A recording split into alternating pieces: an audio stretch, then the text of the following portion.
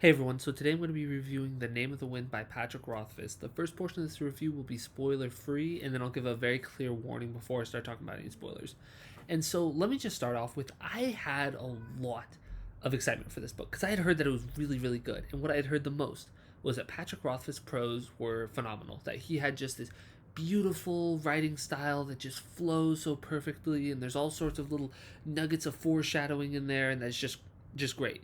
And so I went into this with some really high expectations because that was like all that I had heard. And I was not disappointed. This easily the best prose that I've ever read. Easily, no question about it. Before this, I would say that Robert Jordan probably had the best prose. And I still do like Robert Jordan's prose, but I mean, this blows out of the water. I was astounded by how good it was.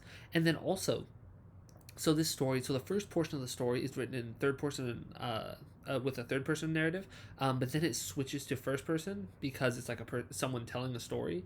And I usually don't like first person, but for some reason, didn't bother me. Like that is how well written it is.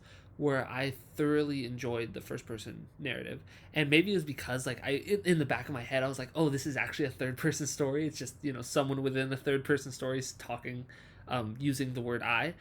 It really doesn't read like that. Like it reads like just a pure first person story. But yeah, usually something that bothers me, not this time around. And then other than that, just the overall story, I feel like Patrick Rothfuss is a phenomenal storyteller, and that's what this felt like. I mean, the main character I found to be a little annoying at times, but the story itself I thought was outstanding. I thought it was truly great, and I completely understand. I know that Patrick Rothfuss has taken a long time to write the third book because it's the first book in a trilogy. First two are already out, but it's been what, like over 8 years since he released the second book, and so a lot of people are saying that it's taken him way too long. But honestly, with how good that this was, I am not shocked. I have heard the criticism that Patrick Rothfuss isn't the best when it comes to writing female characters. I wouldn't disagree. They weren't great. Just some of the character work in general, I didn't find that good. I think that the main character Kavoth, I thought he was okay. I had some problems with him. Like I said, I found him a little bit annoying sometimes, more than anything. But I mean, he was fine. And other than that, I would say that overall, I would highly recommend this book to anyone who might be thinking about picking it up. And other than that, I'm going to jump into the spoiler section. And so, first things first, I'm going to say, what kind of a name is, like, if your name's Kvoth, and you're like, oh, I'm going to go hide, why would you pick a name that is so similar to your actual name, Coat? Like, that's like exactly what Kavoth is. But obviously, that's not like a real criticism. But I thought that was really weird that was like his name, because like I had always thought, I was like, oh, the main character's name is Kavoth, and then like when I started, like it was pretty obvious that like the person at the inn was the main character, just like hidden or whatever. But I was like, oh, I thought his name was Kavoth, not Coach. No, it is. He just had picked a really weird hidden name. And then just kind of to jump it forward to the ending, I did not see that coming with Bast. That he was like, I mean, I wouldn't call him evil, but he was just like very, very aggressive and very apparently rightly worried about Kavoth because Kavoth is not doing so good.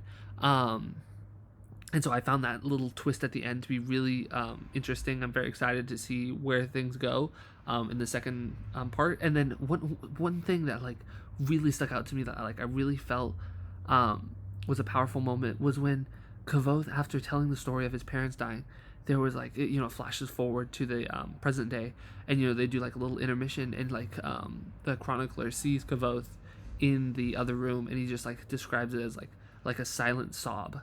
And like I don't know why, but the emotion of that moment really hit me hard. I was like, oh, dang, that was so Patrick Rothfuss, very, very good at writing emotional scenes.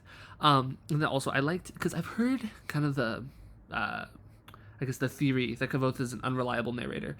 I probably wouldn't disagree with that at some aspects, but I still don't think that really combats the argument that he's like I guess a Gary Stu or whatever, like the opposite of a Mary, or the male equivalent of a Mary Sue, where he's just kind of naturally good at a lot of things, because we saw that like in the present day with the chronicler, because he was able to figure out what the chronicler's what like his code was. He was able to figure that out really easily.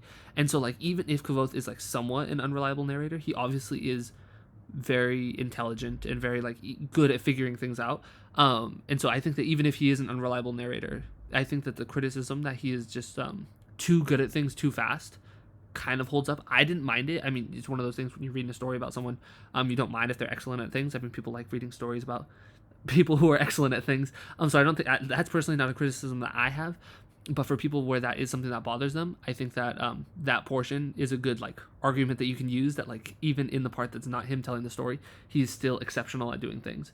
But other than that, yeah, I really really like this book. It's definitely up there for me. And I also like that it's such a smaller story. I'm usually reading like these long epic fantasies, A Song of Ice and Fire, Wheel of Time, Stormlight Archive. But this was really compact and I really enjoyed it. So anyway, I hope you guys enjoyed this review. If you guys disagreed with anything I said, please leave a comment down below. But if you enjoyed the review, make sure to like and subscribe, and have a great day.